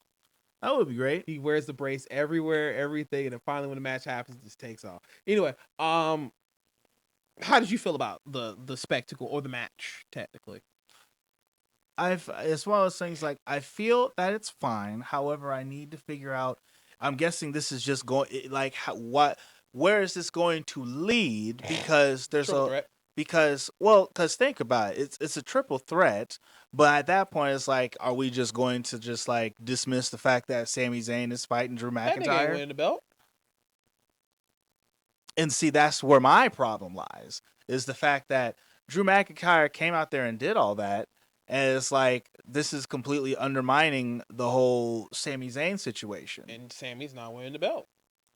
But it's one of those situations where, remember how we said the first person they have to defend against, you don't want to be that person? Isn't Sami going to be his first defense? Sure, but what I see possibly going on, especially since the way that this all went down, which is kind of interesting, is the fact that Drew McIntyre is going to have this match. Now, I don't remember if they said it. Well, so as of right now, Cody and Jacob have not said that they're going to be in the Royal Rumble or anything Cody said like he that. did. Oh, he did? Yeah, he said it on SmackDown. Did he? He said, "I'm going to be in the Rumble." Okay. I just didn't remember that part. Yeah, it was even on the card thing, dude. The flashing card when they were showing off the Royal Rumble, he was one of the people who was on there.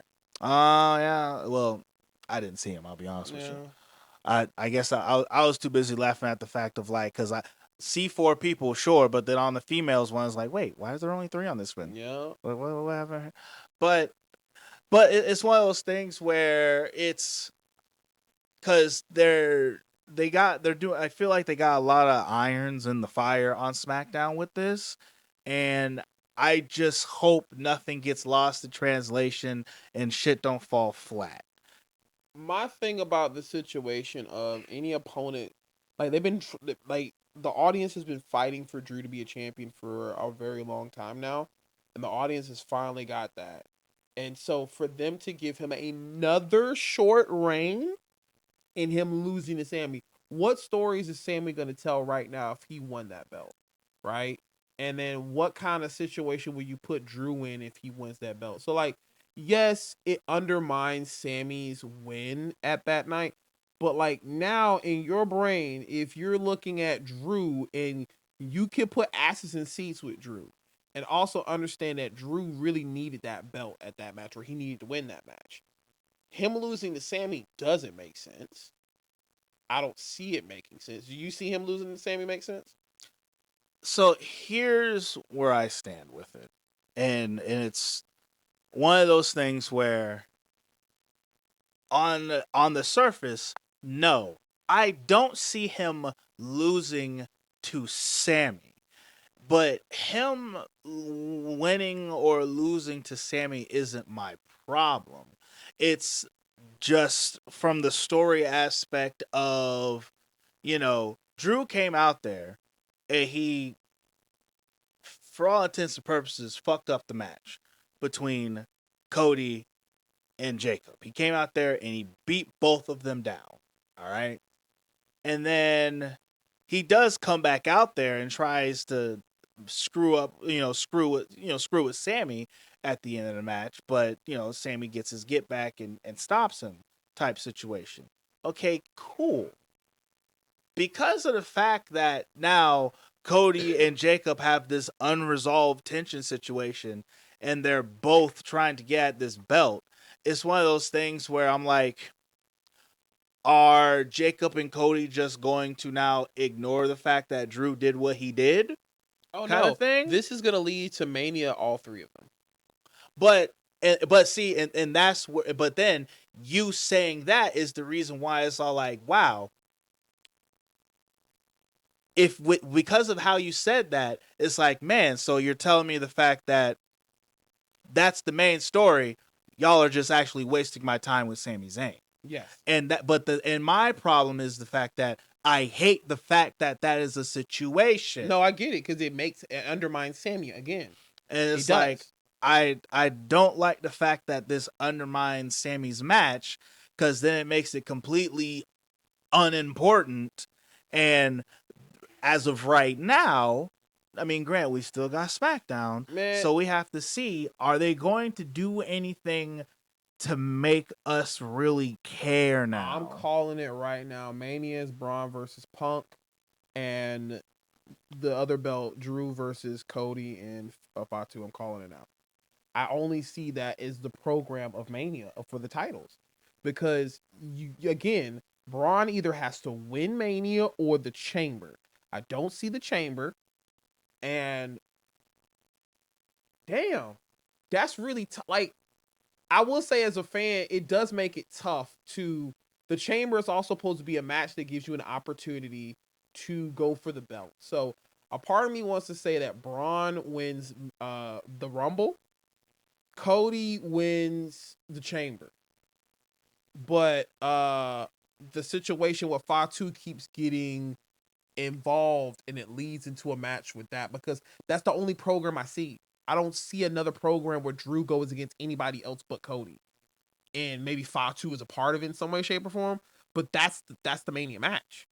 Like, can you tell me a story that from now till Mania we gotta care about besides Drew and Cody and Braun and CM Punk?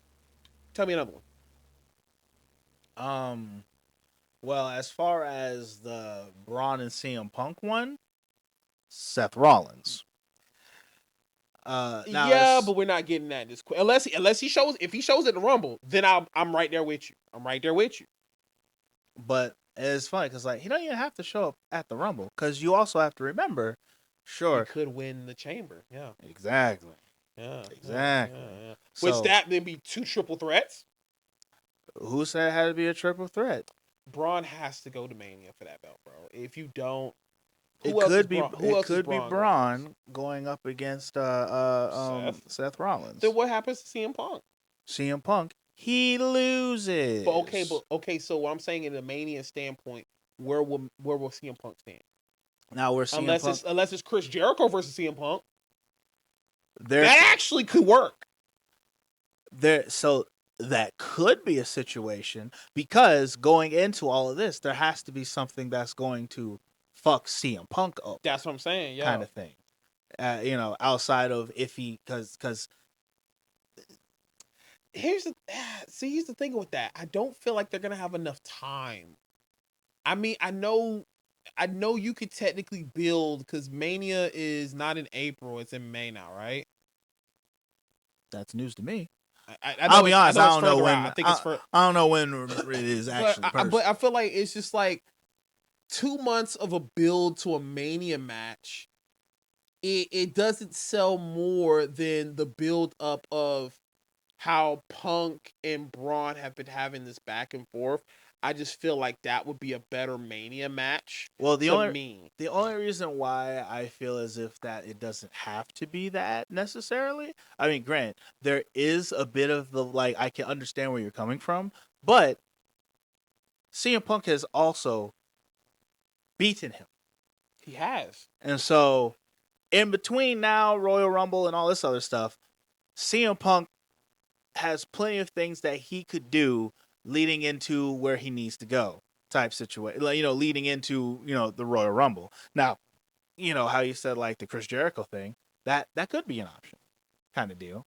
Now, granted, when it does come to CM Punk, I will agree, there's not much. There's really not much. And that's why, and that's why my brain, I'm literally sitting here thinking about what could be Mania possibility matches for certain people. Like, if Jericho's coming back at the Rumble, which everybody keeps speculating, the only way I see it making sense for, like, okay, say if Braun and Punk don't go against each other, hypothetically, no matter what Braun has to be in that match, he has to be going for that title. He cannot do anything else but that. Because the way you are promoting and pushing him now, he has to go to Mania for that belt. He can't be like, oh, my Mania match is now Seth. No. Or like, my Mania match is not for the title. He's been talking about having the title. And for him to say, oh, fuck the title, I'm going against Seth at Mania, that just makes him look stupid. It would only make him look stupid if they fumble the bag. It's not. I guess it won't. The reasons why is because, let's say, it's the Royal Rumble, right? Yeah. And Braun is the last guy in the ring. And then Seth comes out there. And Seth comes out there and fucks him. And now he has no way of getting to the belt. That was his absolute last chance to get to the belt. And he could now he needs, or in considering, we can even say that piece. Like Seth stops him at the Royal Rumble, then Seth stops him at Chamber. It could lead to that being the Mania match, but like, I don't want that. I know where you're going with, like, them building the main, like, Royal Rumble Elimination Chamber to making that the reason why his whole trajectory goes away from the title and on Seth. But no, I want Braun with the fucking belt. That's what I want. I'm just giving you what I want, but you are right. They can do that. You can cook with that. After you said it, my brain just, okay, yeah, you do that. Okay, yeah, but no. No, we don't. Do you want that? Do you want that? Do I? No, I don't. I don't. You just know they can do that, yeah. But that's a lane. It is a lane. Another lane could be, the Jericho and Seth lane would not make sense unless, if they didn't tell you, who the leader of the Vision is, and then all of a sudden he became the leader of the Vision, which to me that would be stupid. You couldn't do that, but the Jericho thing could work with CM Punk, to completely distract him and make him drop the belt to somebody. No. It has to be, okay, what you could do with that, if Braun and CM Punk don't go for the belt at Mania, Elimination Chamber, he wins it. So then Seth wins the Chamber, and then Seth wins the chamber, and that makes Braun versus Seth. And CM Punk loses the belt because of Jericho. Oh yeah. So that part I was saying, the fact that like CM Punk, for whatever reasons, if we're trying to squeeze Jericho in here, you know, CM Punk can get screwed over by Chris Jericho and he loses the belt. Yeah. Going into WrestleMania kind of thing. Yeah. Now, I can't say with Seth Rollins winning the Elimination Chamber, because if Seth Rollins wins the Elimination Chamber, that means he's going to fight for whichever belt whoever wins the Royal Rumble is going to pick, kind of thing. So that's what I'm saying. That's why I feel like the Royal Rumble could be anybody else at that point. Yeah, Royal Rumble could be anyone else, but Seth Cody. Rollins. I know, but because it would not make any sense, because again, Drew versus anybody else. Who else, my nigga? Who? Give me somebody that you think that I can be like, I can care about that right now. Somebody outside of Cody.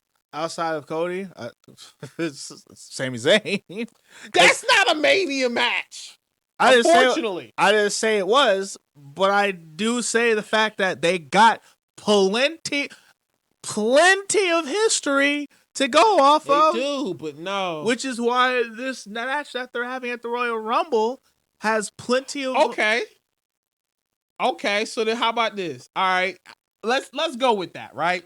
Let's go with Drew going against Sammy. Sammy goes against him in that match of the Royal Rumble. He loses, therefore starting a storyline with him and Sammy. But the only thing that really fucks that up is if Drew didn't interfere in that fucking match with Cody and Fatu. If he didn't do that, I can't see, unless at the Royal Rumble, Sammy wins because Cody or Fatu gets involved, which honestly, that would happen. I feel like them interfering would help Drew win. So then, and which then gives the reason why Sami Zayn stays in this picture, because now he got screwed over at his chance at the title. So then it becomes a four-way. However, what we're also skipping and missing is the fact that that four-way does not have to take place at WrestleMania. Elimination Chamber? It takes place at Elimination Chamber. Then, but you're going past the thing I'm telling you before. What is the Mania match for Drew? Drew is not losing this belt before Mania. It's not happening. Drew will be in Mania. Drew will be in Mania for that belt. If he's not, tell me a better program. Tell me a better program for Drew. Unless it's Cody versus Drew again, but no belt. The better program is Drew is not in the title picture. That's what's good. So you don't believe Drew deserves the belt right now? I'm not saying Drew does not deserve the belt. I'm just saying Drew McIntyre does not make it to WrestleMania with the title. How about this? Since I'm throwing out my speculation and my predictions of what Mania looks like, what are your predictions? What do you think is going to be this Mania's match for the titles? So that's the even more crazier thing, because with the way that things are and how convoluted the stories are right now, like I truly can't say. I don't have an opinion of who. It's one of those things that I don't have my own opinion on who, but when I'm hearing what others say, I'm like, that doesn't make that can't happen. Or if you're going to say that, then you need to put this and also that mix as well. Are you talking about what I just said, or just other people? Specifically what you say, but in general, because I'll be honest, a lot of people that I'm seeing talking about with WrestleMania has absolutely nothing to do with any of the shit that we've been talking about this whole time. Really? What did they say? Besides the Roman thing, Roman wants to have a title match at Mania. That's the only thing I've heard, man. Listen, people are talking about Cody Roman 3. Yeah. There's people who are talking about they want Cody and CM Punk to face off for a title. No. Like that type shit. Okay, so just dumb shit. Yes. Okay, but at least mine somewhat makes sense. No. Yours does make sense. It's just the fact that there are these other sides, especially with what we saw at Saturday night's main event. There's just these different lanes that have to be taken into account. And unfortunately, specifically for the WWE title, it's really foggy to see who is going to make it to WrestleMania with the belt still. So it's like I don't know. Just going off of Triple H's booking for years, that's what it is. I just don't see anything else because Hunter doesn't like to pull the trigger on things. He doesn't. I mean, that much we know. He doesn't. He has so no that's trigger why finger. I feel what I feel. Punk still goes to Mania with the title. Hopefully he gets the true Mania main event that he's been wanting. And hopefully they do that match on night 2. Because Braun winning and closing the show is how Mania should end. Is the true new era, not the shit that he said when he was on live and everybody was booing him. The true era starts when Braun wins that belt. But the thing is, there's like just go because once again, like I literally have like no stock in idea of what can happen with WrestleMania. You're just floating right now. I'm literally floating. Yeah. Cause okay, but how about this? Rather than just floating on like speculation, tell me what would you want to see?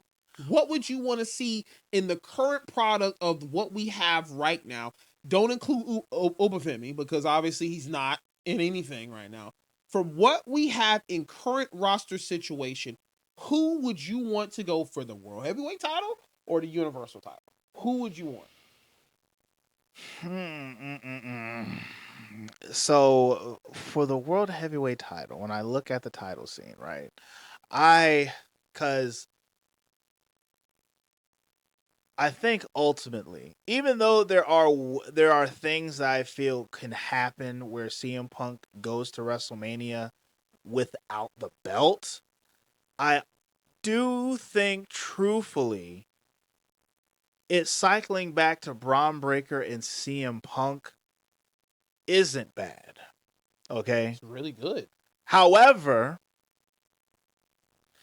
because I know Seth Rollins is a thing, it's either Seth Rollins costs Braun Breaker his chance at the title early, or at WrestleMania, Braun Breaker does not get the title because Seth Rollins comes back.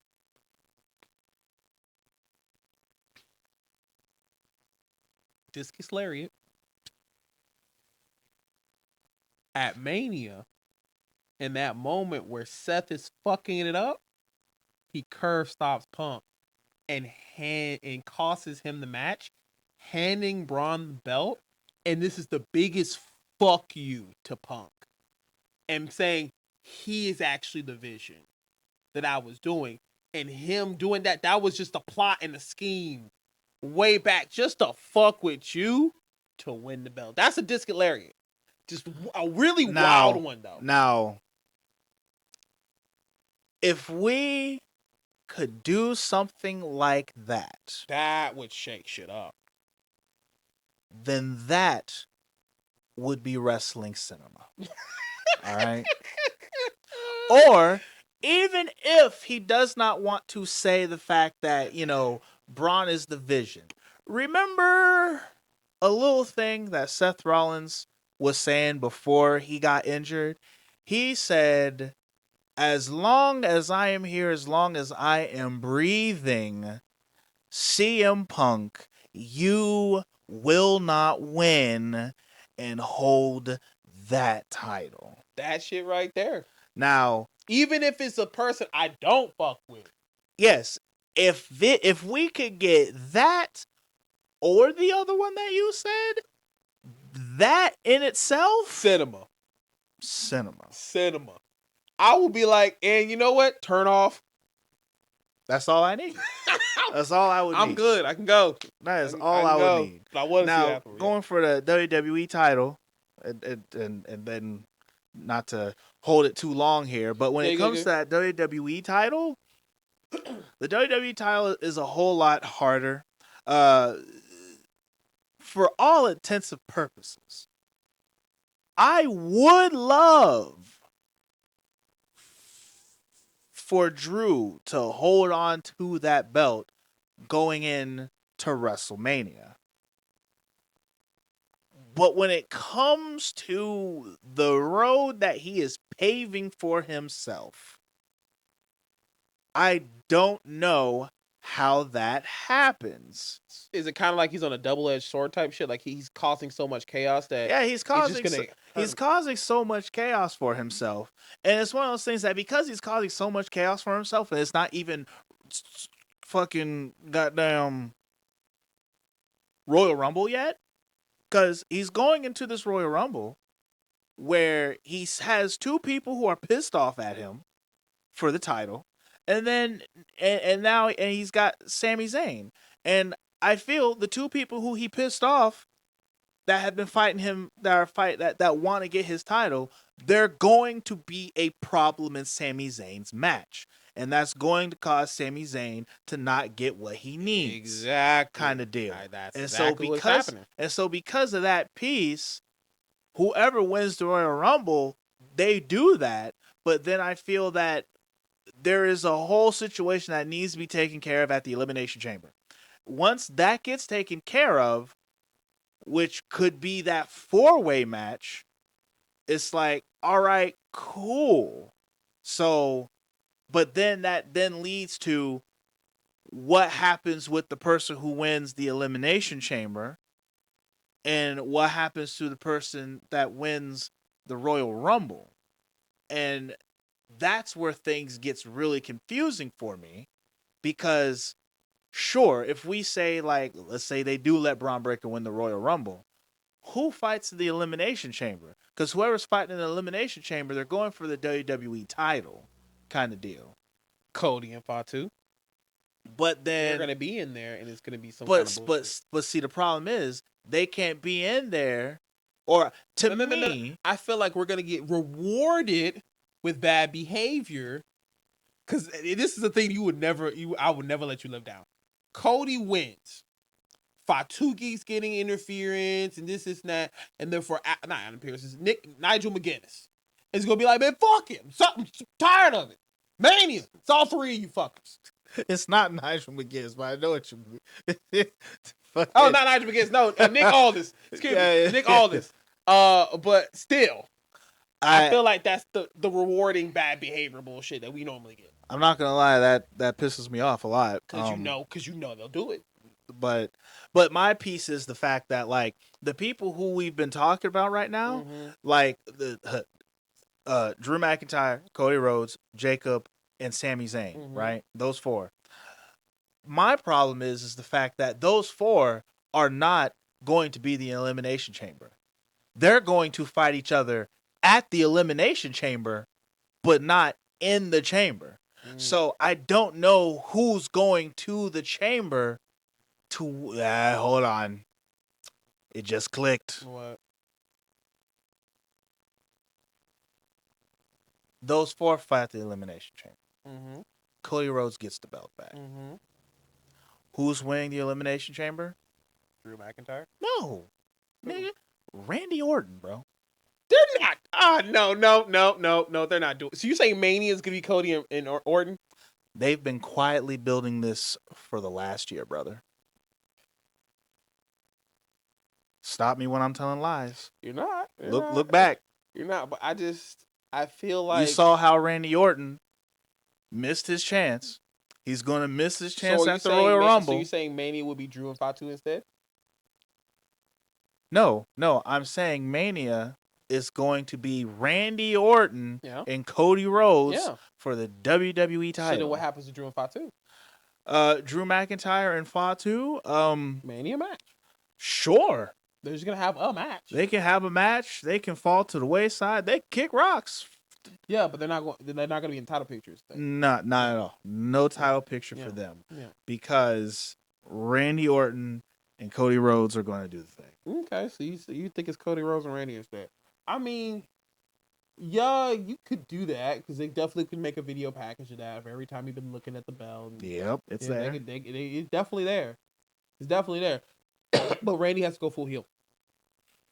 Oh, yeah. No, he has to do that because the last time he was in the match with him, he hesitated, didn't kick him in the head, and he lost the match. Yep. So Randy Orton, he's got to go He's full Viper.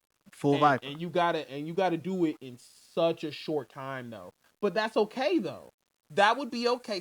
A fast dosage of injection of the venom, and him doing just wild, outlandish things. Maybe even coming to the house and beating them up since they're okay with going to people's houses again. Doing shit like that. And you give us all that before Mania. Building up the match. But here's the issue. You cannot make it a normal match if you do that, though. It has to be some kind of stipulation. That much is fair. I also can agree with the fact that there has to be like some, like it's got to be like a real, like, because like I said, Randy Orton has to go to that place. Yep. Randy Orton has to go to that place when he goes up against Cody this time. And last man standing. Maybe.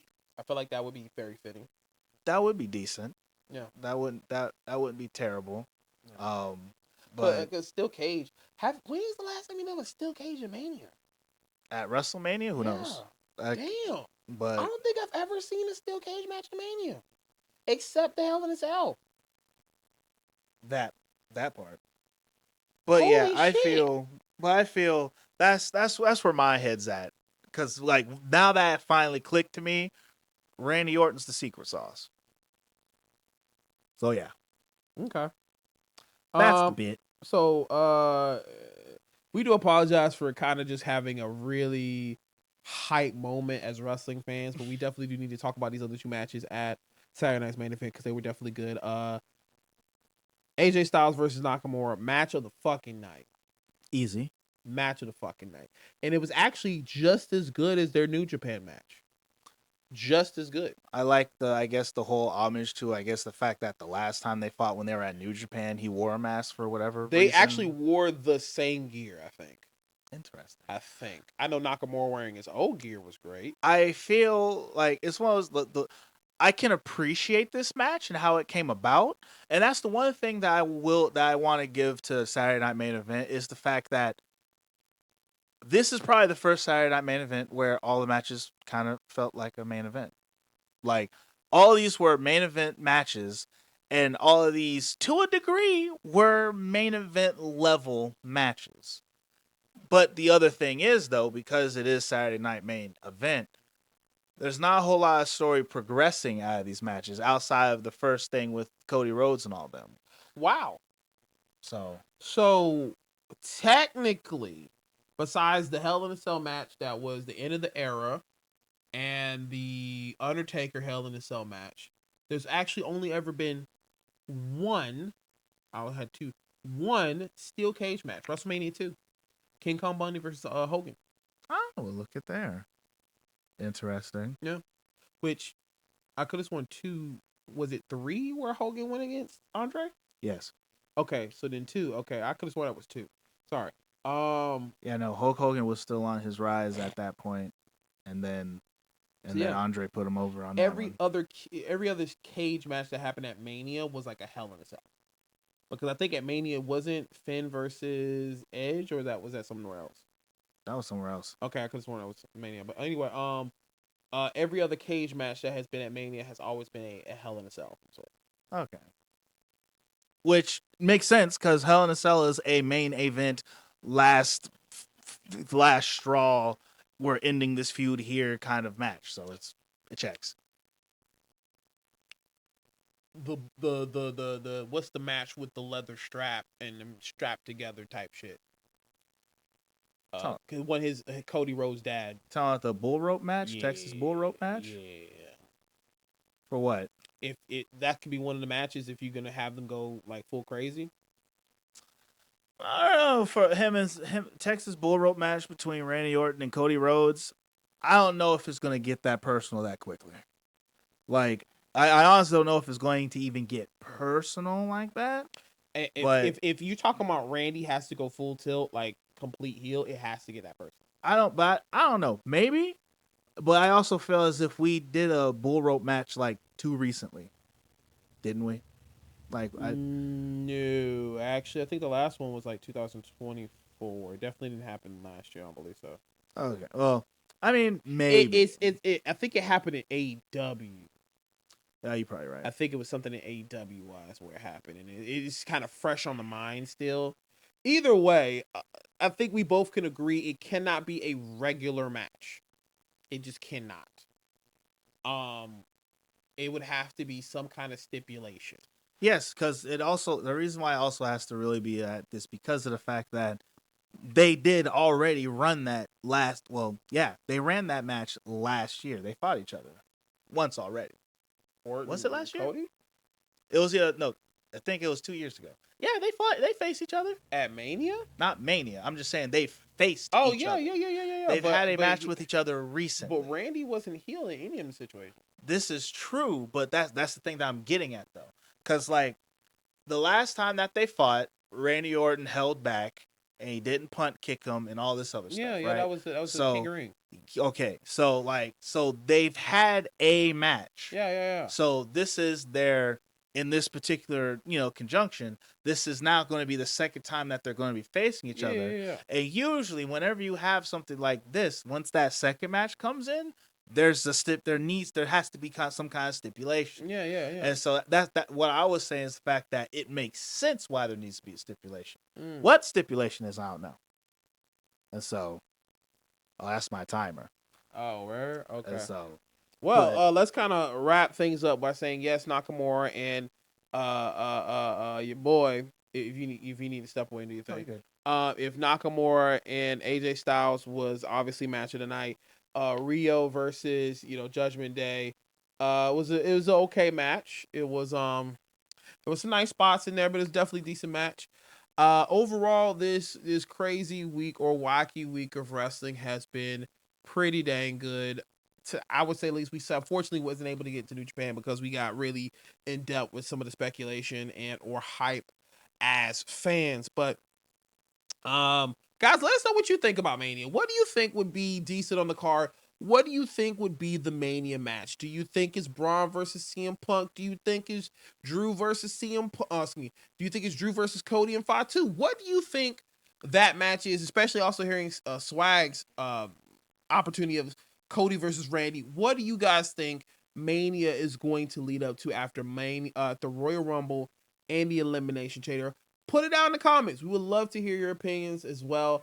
But as always, please choke slam that like button, tombstone the subscribe button. Okay. The way that you had to say that. Yeah. It's like, no, don't hit that shit.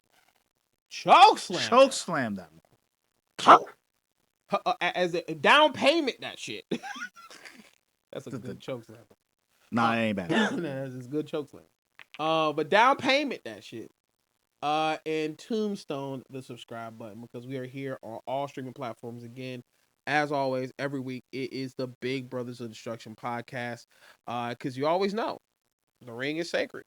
The questions are real, but the destruction, scaring goddamn tea, guys. So it's your host, like to post the Masaku. And it's your boy Swag Switcher in the building. And remember, when you do that tombstone on that button there, like none of that AEW tombstone bullshit. All right, bro. Like I need like a real like Undertaker dead man put like.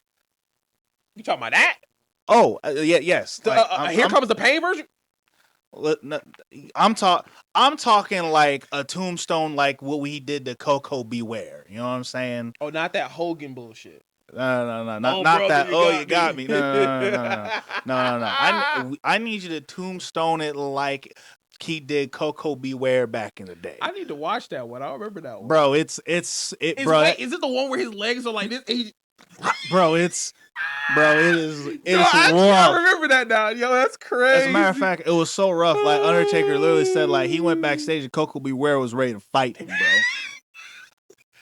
bro. like him, oh, man. Like Undertaker literally said the fact that like I was like, dude, he was like Coco Beware was fussing out so much. Taker's like, do we have to go into the showers and handle it? Because if we need to, then sure, my bad. But like, damn. Chill the fuck out. I need to go look at this again. Anyway, thank you so much for watching, guys. Till next time, we'll be back here next week with more destruction. See you soon.